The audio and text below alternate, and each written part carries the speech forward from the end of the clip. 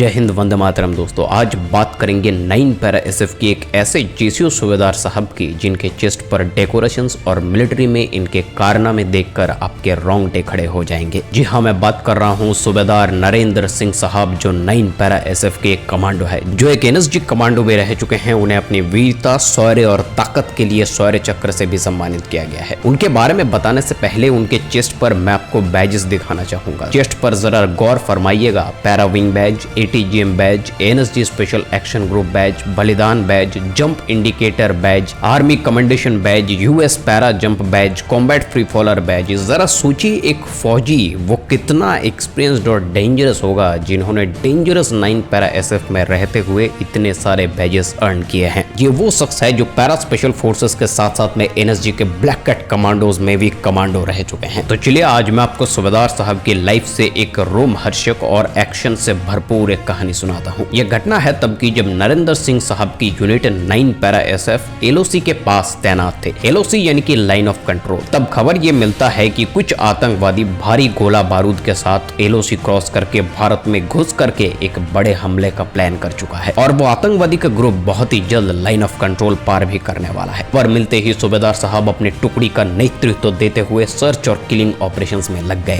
रात के घने अंधेरे में जम्मू एंड कश्मीर के घने जंगलों में ऑपरेशंस करने के लिए वो निकल जाते हैं। लाइन ऑफ कंट्रोल के पास पहुंचते ही घने जंगल और झाड़ियों के पीछे उन्होंने अपनी टीम को तैनात किया। प्लान ये था कि आतंकवादी जब भी एलओसी पार करने की कोशिश करेंगे तो यहाँ से फायर करते हुए उन्हें खत्म कर दिया जाएगा। और इसी मौके की तलाश में 9 पैरा एसएफ के कमांडोज एलओसी पर घात लगाकर बैठे हुए थे। वो मौका आया भी और एक्शन भी हुआ। रात के घने अंधेरे में सच में कुछ आतंकवादी एलओसी पार करती हुई नजर आई, लेकिन उस वक्त पर सिचुएशन ऐसा हो गया था कि आतंकवादी और कमांडोज के बीच में दूरी बहुत ज्यादा थी। इसीलिए सूबेदार साहब रात के घने अंधेरे में साइलेंटली आगे बढ़े और आतंकवादियों के करीब पहुंच गए। वो आतंकवादी कितने करीब पहुंच गए थे, लेकिन फिर भी आतंकवादी उनका पता नहीं लगा पाया। और इसी चीज का फायदा उठाते हुए अचानक से अपने अदम्य साहस और युद्ध कौशल का इस्तेमाल करते हुए सूबेदार साहब फायरिंग चालू करते हैं। यहाँ से फायरिंग खोलते ही सूबेदार साहब अपने बंदूक से 2 आतंकवादियों का शिकार करते हैं। दोनों के बीच में भयानक गोलीबारी में भी सूबेदार सिंह साहब आगे बढ़ते हुए और एक आतंकवादी को मौत के घाट उतार देते हैं और इस भयानक और खतरनाक ऑपरेशन को उन्होंने सक्सेसफुली अंजाम दिया। उन आतंकवादियों के पास से भारी मात्रा में गोला बारूद और बंदूकें बरामद की गई। सूबेदार नरेंद्र सिंह साहब की अद्भुत साहस, वीरता, पराक्रम और एक्यूरेट ऑपरेशन के लिए उन्हें शौर्य चक्र से भी सम्मानित किया गया है। मैं आपको बता दूं 9 पैरा एसएफ के हर एक कमांडोज मिलिटेंट्स के लिए यमराज से कम नहीं है। अगर आपको इसी तरह के डिफेंस रिलेटेड वीडियोस आगे देखना है तो इस चैनल को सब्सक्राइब करके बेल नोटिफिकेशन को प्रेस कर लीजिए। जय हिंद, वंदे मातरम।